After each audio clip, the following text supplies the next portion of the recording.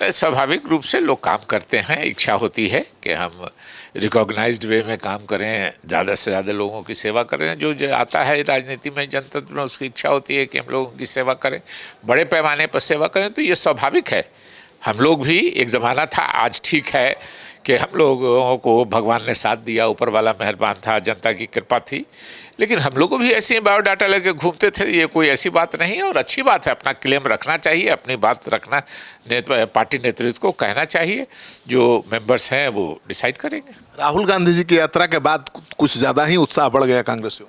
देखिए, स्वाभाविक रूप से राहुल जी की यात्रा से उत्साह नॉट ओनली कि सिर्फ कांग्रेसियों का बढ़ा है, जो हमारे गठबंधन के दूसरे साथी हैं, जो कैडर काम करते हैं, उनमें भी उत्साह हुआ है। और राहुल गांधी जी ने एक तरह से जो बड़ी चोरी थी उसको पकड़ा है और देश को बताया है कि साहब ये वोट चोरी से जीत रहे हैं।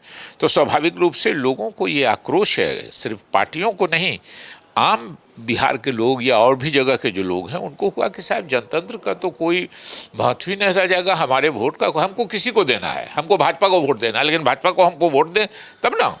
लेकिन भाजपा चोरी करके वोट अगर जीत जाएगी हमारी, तो भाजपा में भी हमारा महत्व नहीं रहेगा।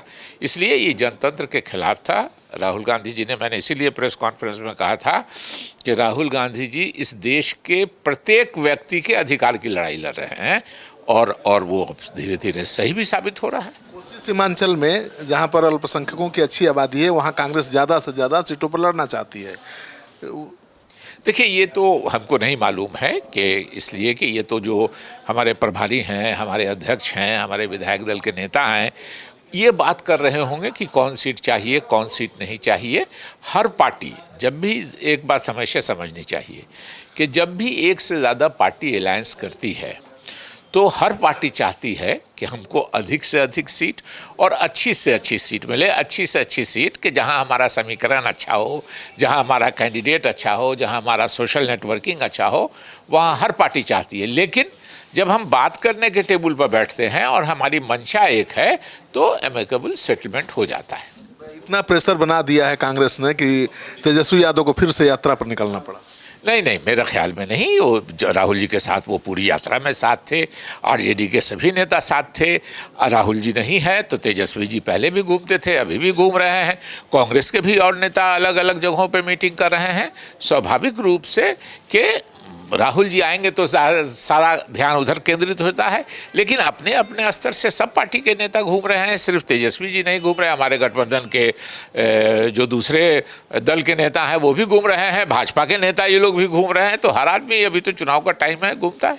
लेकिन कांग्रेसियों की भावना ये है कि राहुल गांधी जी इतना ध्यान दे रहे हैं, इतना समय दे रहे हैं बिहार पर, तो सीटें कम नहीं होनी चाहिए।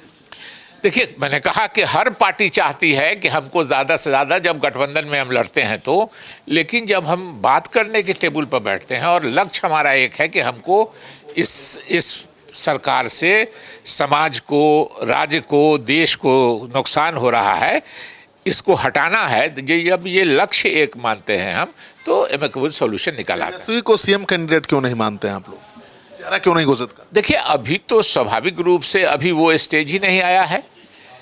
हमारे गठबंधन में स्वाभाविक रूप से पिछले बार लड़े थे, वही मुख्यमंत्री के चेहरा थे। अभी तक कोई स्टैंड तब्दीली नहीं हुई है, लेकिन हर इलेक्शन की अपनी बात होती है, घोषणा होती है। जब होगा तो एक साथ सामूहिक पत्रकार सम्मेलन करके घोषणा होगी। कांग्रेस को भी डिप्टी सीएम चाहिए ना?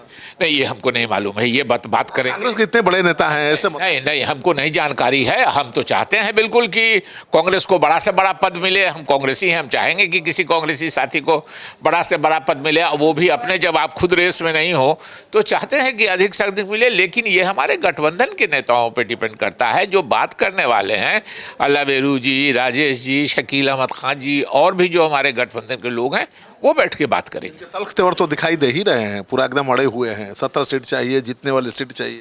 नहीं, तल्ख तेवर तो हमको नज़र नहीं आता है। लेकिन मैंने बार बार कहा कि हर पार्टी चाहती है कि हमको ज़्यादा से ज़्यादा सीट मिले। जब हम एक गठबंधन में लड़ते हैं, अच्छी से अच्छी सीट मिले, लेकिन लक्ष्य एक रहता है तो मामला सुलझ जाता है। यादव कह रहे हैं जरूरत पड़ेगी तो अकेले भी लड़ सकते।